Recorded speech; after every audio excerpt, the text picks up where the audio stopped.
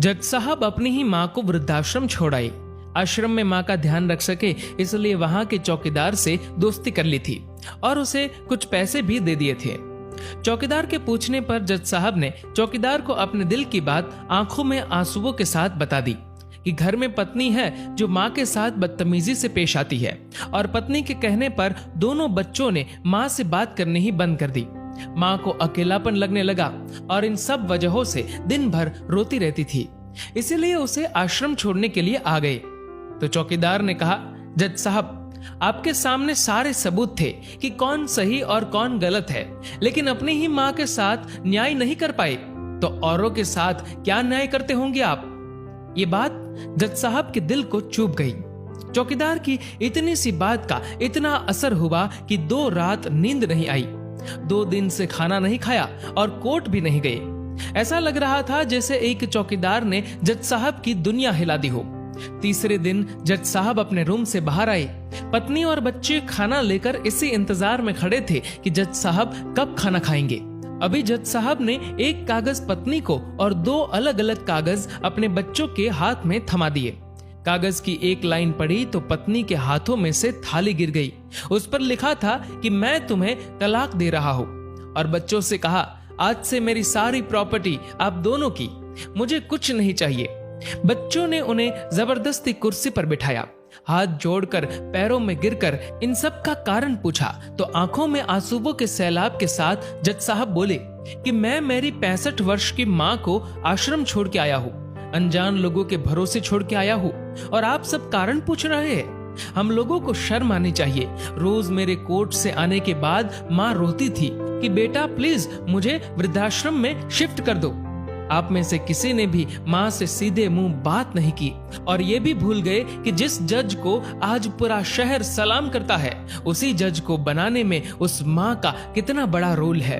कभी दूसरों के घरों में काम करने जाती तब भी मुझे अकेला ना छोड़ती थी। ऐसी भगवान समान माँ को मैंने आश्रम में छोड़ दिया, और वो भी ऐसे लोगों के भरोसे जिन्हें ये तक नहीं पता कि माँ को क्या बीमारियां है।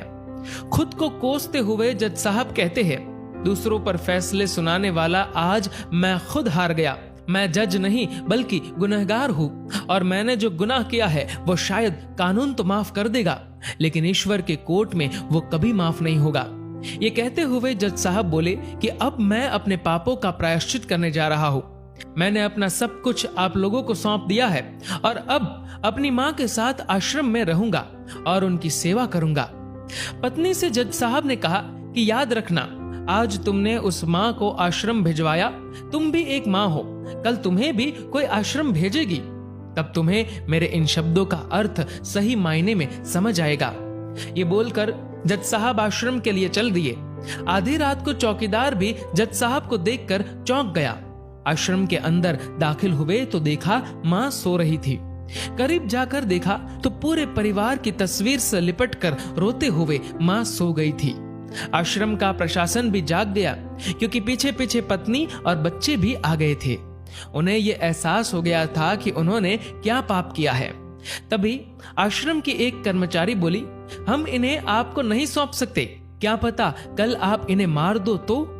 ये सुनते ही जज साहब की पत्नी को दिल में बहुत दर्द हुआ।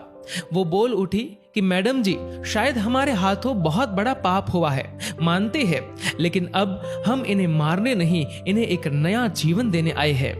आश्रम के सभी बुजुर्गों की आंखों में आंसू थे। सब के सब रो पड़े।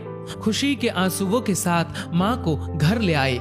लेकिन वही आश्रम में अनेक आंखें ऐसी थी जो किसी ना किसी का इंतजार कर रही थी।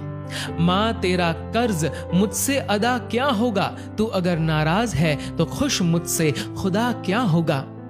दोस्तों, इस कहानी को लेकर आपकी क्या राय है, नीचे कमेंट करके जरूर बताएगा। और दोस्तों, अगर आपको ये वीडियो पसंद आए तो इस वीडियो को लाइक करेगा और ज्यादा से ज्यादा लोगों तक शेयर करेगा। और ऐसे ही और भी इंस्पिरेशनल वीडियो